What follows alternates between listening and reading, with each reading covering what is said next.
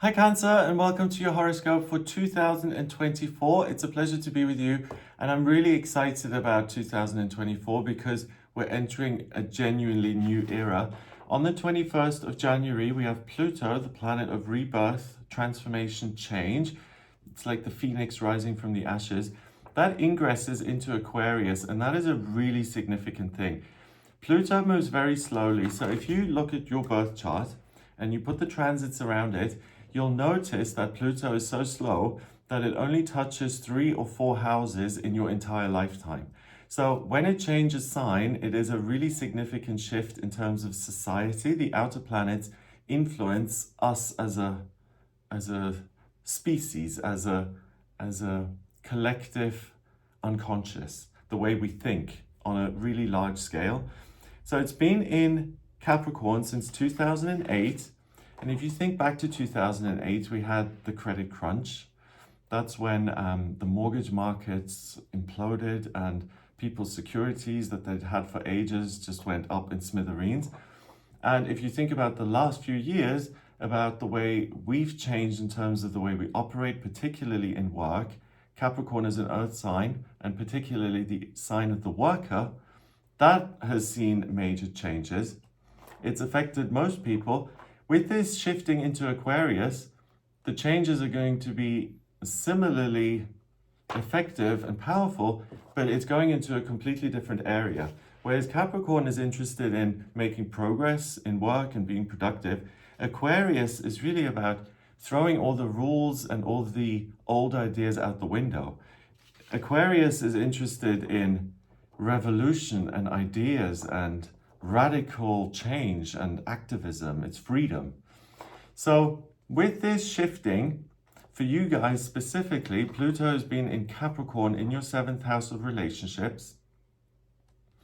And it now goes into your 8th house of institutions and groups of people. So the 7th house is relationships, not just romantic, it's with friends, family, colleagues, everyone you come into contact with, really. And with it going into your 8th, you're now going to feel inspired in the sense of what you can do for groups of people. So you come at this in a very earnest way. I think you're not so interested in throwing things out the window as such, but you're interested in taking what already exists and what works and making a positive contribution to it so that's even more effective and that it helps a larger number of people. Aquarius also rules astrology, it rules technology, so expect major advances in those areas. It's idealism and the new versus control and sustaining the old. And this shift now pretty much lasts until 2044. It's a long time, 21 years. The reason I'm saying pretty much is Pluto does move very slowly. So it's made this major leap and it shifts from Capricorn into Aquarius on the 21st of January.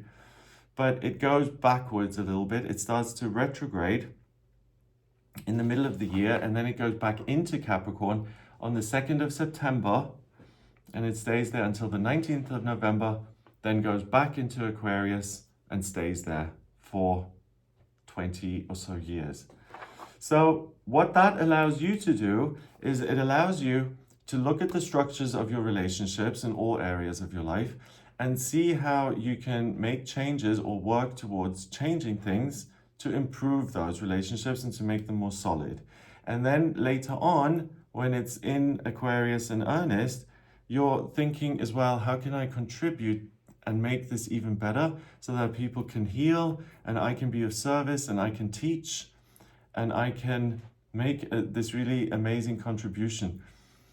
And for me, just hearing that and reading between the lines, that sounds like a lot of responsibility. And you as a Cancer, you're a cardinal sign in the element of water. You usually take it upon yourself anyway to say, okay, I'm responsible for these people I love, and I want to use my energy to make things better. That's going to be supercharged via this, but it's not just your personal relationships now, it's also your formal relationships in work and particularly with communities and larger groups of people. So the way I think you can use this is to ask yourself, what ideas do I have that I think are excellent and that no one is aware of just yet? And how can I put those out there in the most public way, but do it in a way, if possible, that doesn't require you to constantly be present, and specifically that doesn't require you to be responsible for how other people receive that information and take it on board.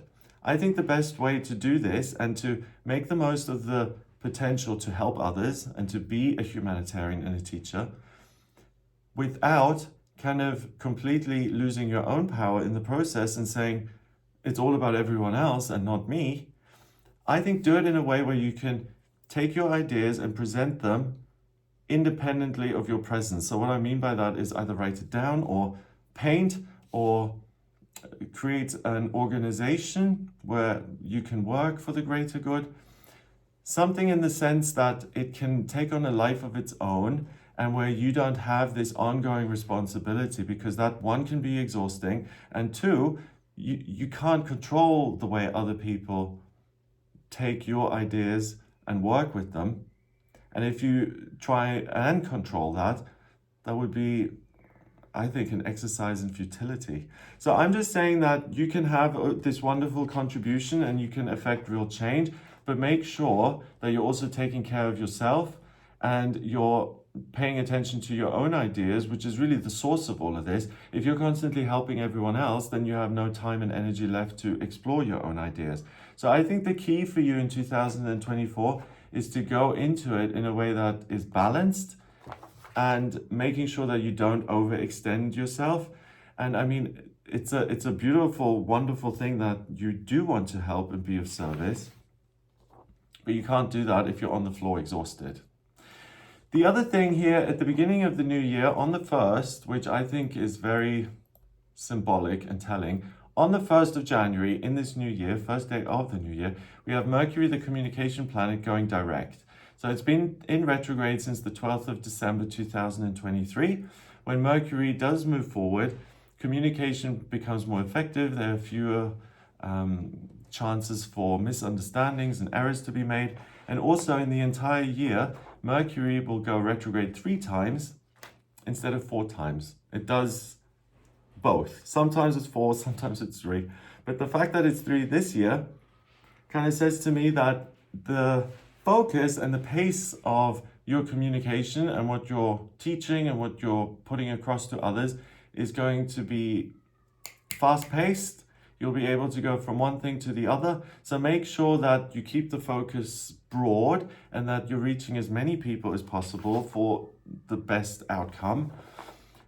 Venus, the planet of love and beauty and creativity, that's also direct all year. And that's important because Venus can go retrograde, and it does go retrograde. So we've got a whole 12 months here where Venus is direct. And again, reading between the lines, it says that it's a great time for you to start new connections with people, relationships with individuals, with groups of people, with communities, start new businesses, and really devote yourself to what you want to put out there. There's nothing holding you back. There's nothing saying, hang on a minute, put on the brakes, reconsider, check your perspective. No, it's all systems go. So if you really do care about a cause and you want a great number of people to hear about this, then this is the year to put all of that out there.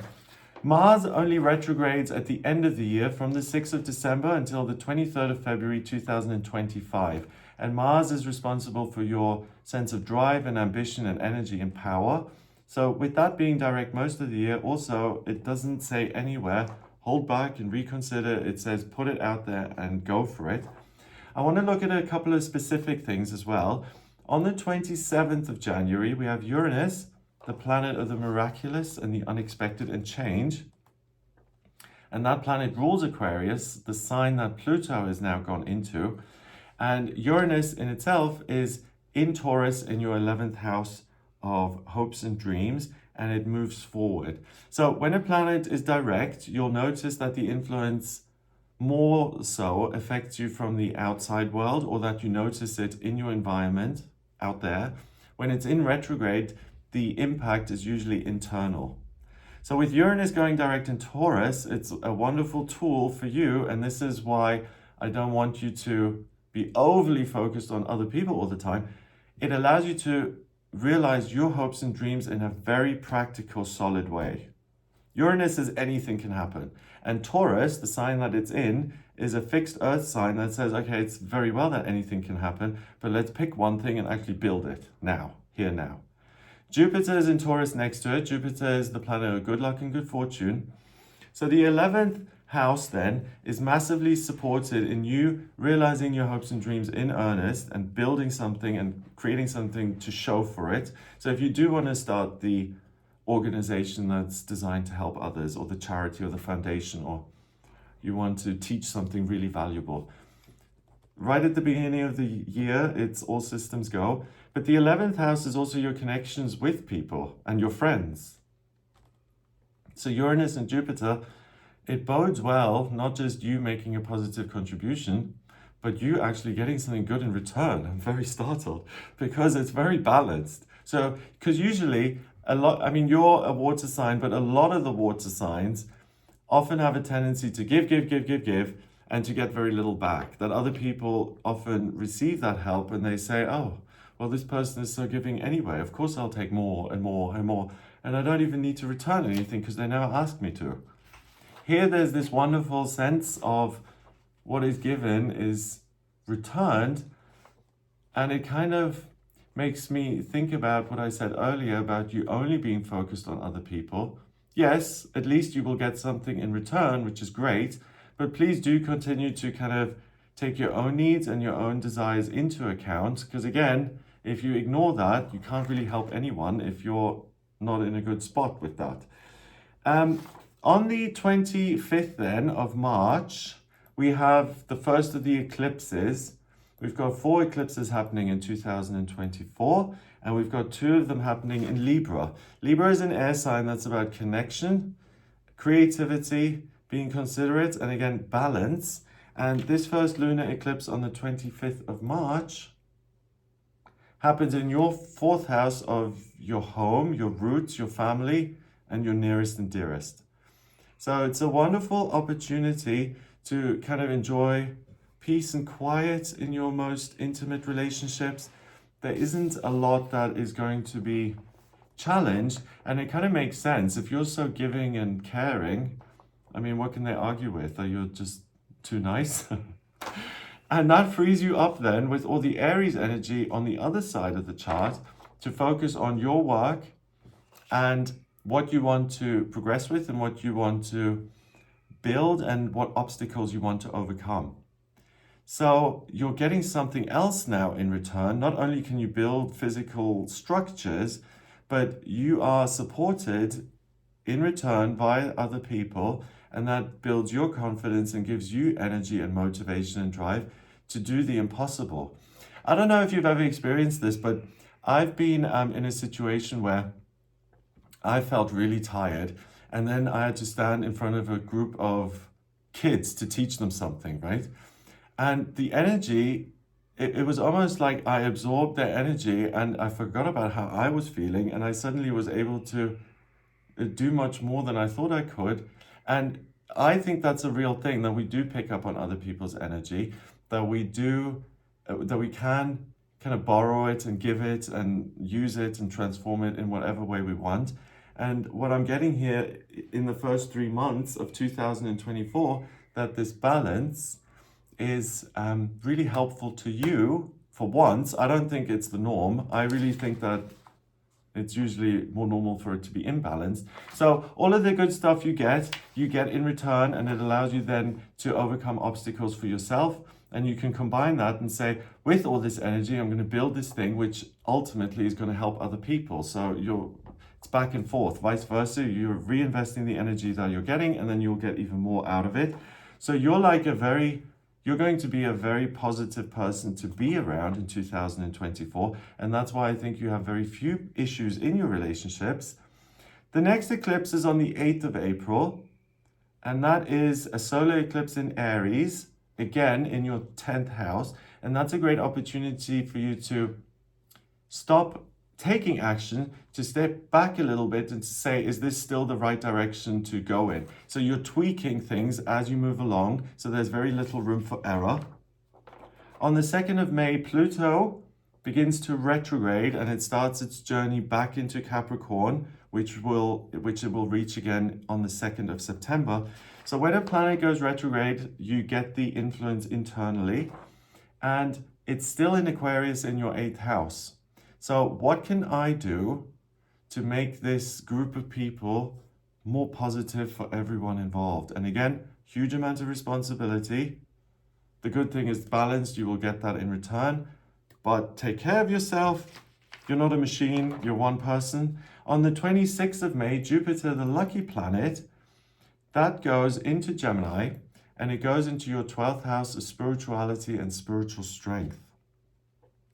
So Jupiter makes everything bigger. Gemini is like a doorway, and being in your 12th house, it will make your spiritual awareness much bigger, and it will be easier for you to hear the messages from your higher self, and that energizes you too. So you're like a magnet in 2024. You're giving so much, but you're also pulling things in from the higher realms, from other people. So let's see how the rest of the year goes, whether you even have to take care of yourself, because it seems to be replaced, the energy that is, via everything else around you. On the 29th of June, Saturn, the planet of structure and security, that goes retrograde until the 15th of November. And that's next to Neptune, which also goes retrograde on the 2nd of July, also in Pisces in your 9th. And with them going retrograde, you feel a great sense of stability internally, and the dream occurs from within. So I think around June, July, you're going to have very little interest in traveling or stepping outside of the norm because you're bored, or learning something completely new, because I think you're massively satisfied via everything you've received so far, and the higher realms are really, really talking to you, so you can go on these inner adventures, on these spiritual quests, astral projection. The inner world is very rich and open to you, so you can explore within. So that means, you know, you're unlikely to feel this kind of itchy feet syndrome, where it's like, I've got to go on a holiday and get out of here. On the flip side, there's nothing wrong with going on a holiday, but you don't need it as such. You're not desperately longing for a change. In fact, for the first half of the year here, you're well taken care of, and you're unlikely to act out because all your needs are met. 1st of September, we have Uranus going retrograde. Uranus is the planet of the miraculous and the unexpected. It's still in Taurus in your 11th house. So you get new ideas for new things that you can build. And again, reading between the lines, that says that by July, it's very likely that you've already put something in place and now you're on to the next thing. So you're incredibly productive and energized. So scrap what I said earlier. I said, make sure you include yourself on the list of people who are being taken care of, but you're getting so much good energy back from people who are grateful to you and the higher realms, your guides, your angels, that really, even if you want to overdo it and just take care of other people all the time, and I know what I'm saying, the way it sounds, according to the transits in 2024, you're absorbing things out of the ether. I'm an earth sign, so I just like to apply common sense, and you still have a physical body, right? So unless you're able to get your lunch out of the clouds, you're still going to have to take time to eat and to rest and to take care of yourself. So please judge that for yourself, see how you feel. But I'm getting that you're at very little risk of becoming depleted and run down. I think there's very little risk. So with that said then, 2024 can be an incredibly productive year where you build these wonderful structures that you haven't been able to create in the past. On the 17th of September, we have a lunar eclipse in Pisces.